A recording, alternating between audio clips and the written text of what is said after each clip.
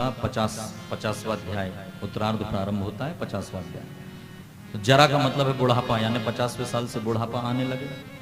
तो यहाँ जरासंध ने आक्रमण किया और भगवान ने जरासंध से युद्ध किया। जरासंध को हराया लेकिन मारा नहीं।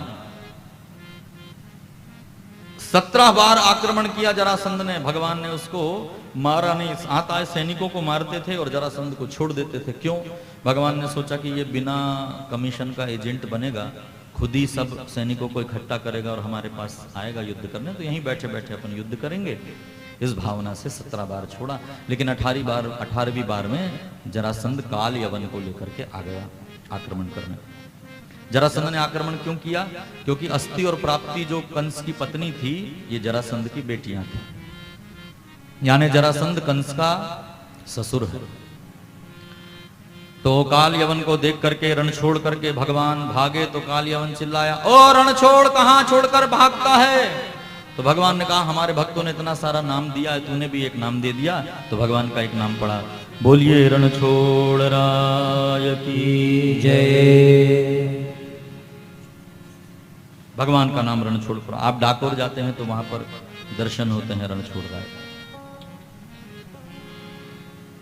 भगवान वहां से रणछोड़ करके भागे और कहा, प्रवर्षण पर्वत पर आए। वहां पर एक गुफा में भगवान ने प्रवेश किया, पीछे पीछे काल यवन। भगवान ने गुफा में जाकर देखा तो मुचुकुंद नाम का एक राजा सो रहा, इक्ष्वाकु का वंशज है। तो भगवान को उसको भी जगाना। ये मुचुकुंद ने देवताओं की सहायता की थी युद्ध में, तो देवताओं ने आशीर्वाद दिया था कि अब आप आराम करिए प्रवर्षण पर्वत की गुफा में। यदि कोई आपको जगाएगा और जिस पर दृष्टि जाएगी वो जलकर भस्म हो जाएगा। भगवान को ये बात पता थी। तो अपना पीताम्बर उतार करके भगवान ने मुचुकुंद के ऊपर डाल दिया और यहाँ पर काल यवन आया और इसने देखा कि लगता है ये कृष्ण थक करके सो गया, तो जोरदार लात मारी कि जाग। और कन्हैया तो थे नहीं, जागा मुचुकुंद और जैसे ही दृष्टि पड़ी काल यवन पर, काल यवन जल करके भस्म हुआ।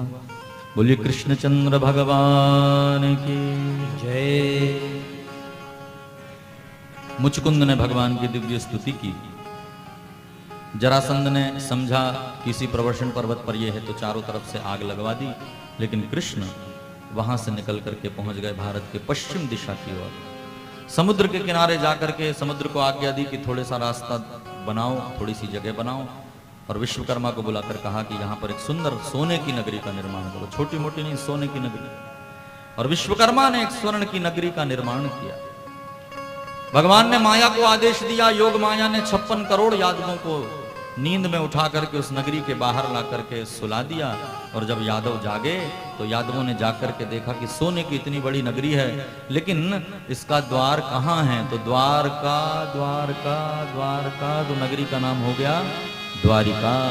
बोलिए द्वारिका धाम की जय। नगरी का नाम हो गया द्वारिका और भगवान बन गए उसके अधीश यानी राजा। तो भगवान का नाम हुआ, बोलिए द्वारिकाधीश की जय। भगवान द्वारिका के राजा बन गए। अब कथा में तो मजा तब आती है जब एक था राजा और एक थी, एक रानी भी चाहिए, राजा है तो ठाकुर जी के मंगलमय विवाह की कथा है। लेकिन उससे पहले दाऊ दादा का विवाह, बड़े भैया का विवाह तो हो जाए। तो दाऊ दादा का विवाह हुआ रेवत राज की पौत्री रेवती के साथ। दाऊ दादा और रेवती में जानते हैं कितना डिफरेंस है। लड़की 2-4 साल बड़ी हो तो ठीक है, ये तो एक युग बड़ी है। कितने युग? एक युग। सतयुग की कन्या है रेवती और द्वापर के छोरा है दाऊ दादा। तो ब्याह कैसे हुआ? सतयुग में रेवती को लेकर रेवत जी ब्रह्मा जी की सभा में गए कि मेरी लड़की के लिए कोई लड़का सुंदर बताइए आप। तो ब्रह्मा जी की सभा में जब तक गए इतनी देर हो गई थी कि धरती पर यहाँ युग बदल गए। अब वहां तो टाइमलेस है, जैसे जैसे ऊपर जाओ।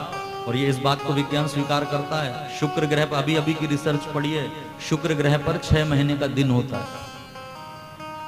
हाँ, इसलिए भागवत के चरणों में प्रणाम करने का मन करता है, पूरा विज्ञान। तो ब्रह्मलोक में भी जैसे जैसे आप जाएंगे तो वहां टाइम का अलग अलग गणना है। तो टाइम अलग अलग होता है या नहीं होता? अभी यहाँ बैठे हो तो 7:25 हो रहा है और अमेरिका में क्या टाइम हुआ होगा? यही टाइम बदला है ना टाइम, तो मतलब टाइम का डायमेंशन चेंज होता है। तो प्यारे भाई बहन, ब्रह्मा जी की सभा में गए और ब्रह्मा जी थोड़े व्यस्त होंगे तो थोड़ी देर रुक गए। तो ब्रह्मा जी से पूछा कि बताओ हमारी लड़की के लिए लड़का कोई। तो ब्रह्मा जी ने कहा कि तुम यहाँ आकर के इतनी बड़ी गलती कर ली, जो जो लड़के तुम्हारे दिमाग से थे सब चले गए, सबके वंश खत्म हो गए। द्वापर युग अब आने वाला है, जल्दी जाओ। और द्वापर युग में कृष्ण के बड़े भैया बलदाऊ से अपनी पौत्री का विवाह कर देना। तो यहाँ आकर के दाऊ दादा का विवाह रेवती मैया के साथ हो गया। अब लड़की कितनी बड़ी है, एक युग, हाइट भी बड़ी थी। अब उस जमाने के आदमी बड़े, फिर जैसे जैसे समय आया तो सब छोटे छोटे, भविष्य पुराण में लिखा आदमी की आयु आखिरी में एक अंगूठे के बराबर हो जाएगी, और अभी भी हो ही रही है, धीरे धीरे हाइट कम हो रही है।